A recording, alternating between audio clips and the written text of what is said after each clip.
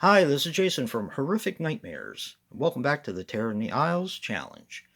This is a segment I'm doing with my good buddy Joe the Horror Man, where we're going to examine films from Terror in the Isles.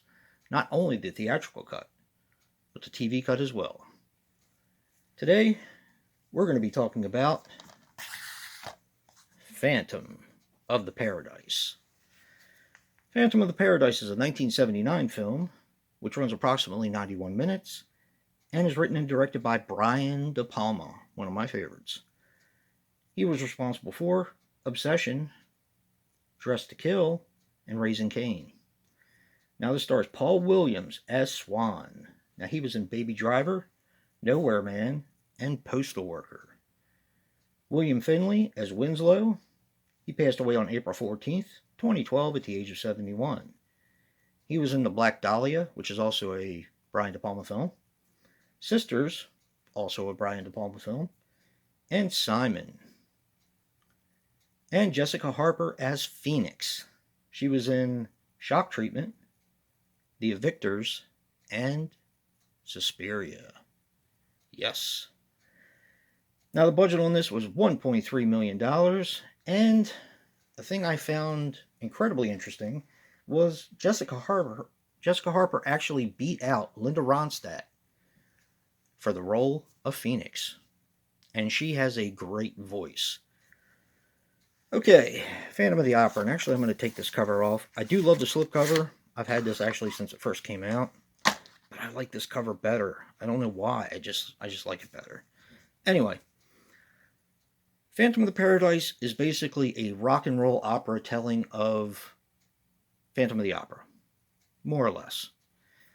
You have Swan, which wants to open up a show, a big time show, but he needs music.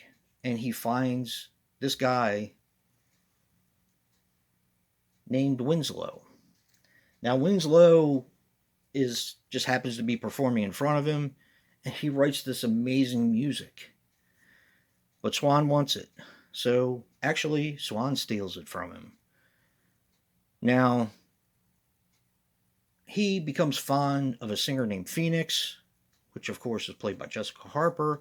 And this is where the whole Phantom of the Opera thing comes into it. He wants to write only for her. Now this is more comedy and more wackiness than horror, in my opinion. But I'll have to say, this might be my second favorite movie from De Palma now. I love Obsession.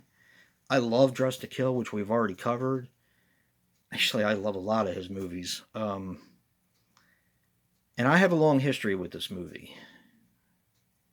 Let me get into my long history. I mean, that's pretty much the story in a nutshell. You're basically retreading Phantom of the Opera, but in a more rock and roll operatic setting. And yes, it's very, very wacky, as the Wacky World Lounge would say. It's very wacky.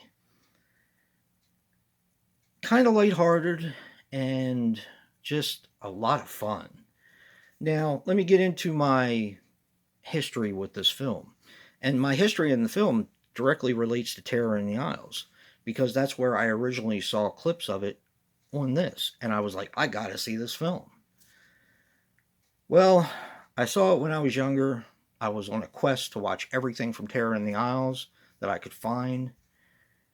And I watched it when I was younger, and I didn't like it. Now, when I was younger, and I have told this story before, I was not fond of comedy horror at all. I didn't like it. If it was comedy, I wasn't about it. And I mostly stuck to slasher movies. That's, of course, until I sort of grew up and started experimenting with different subgenres and stuff like that.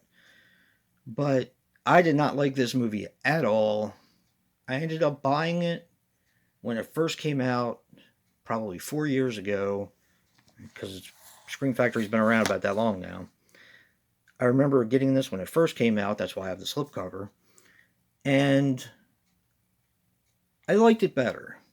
I think it took for me to mature as a horror watcher and a horror fan for me to really appreciate this film.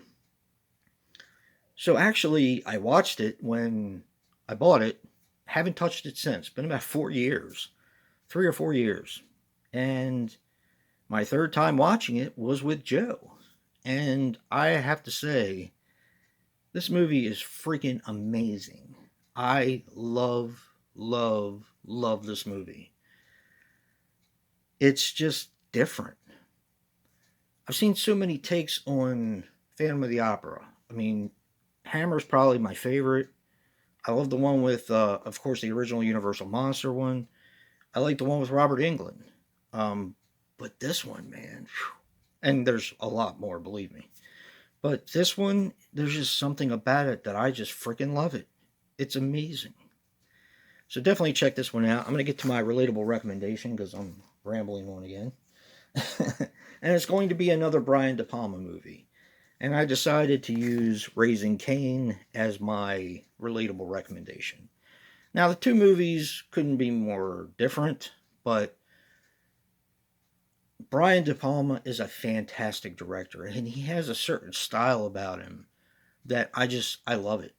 Blowout, Obsession, Dress to Kill, Body Double, all these movies that I've seen, and I'm leaving some out.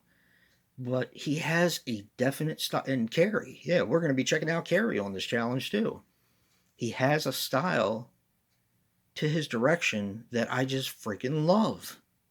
There's just something about it. So check out Raising Cain. It's amazing.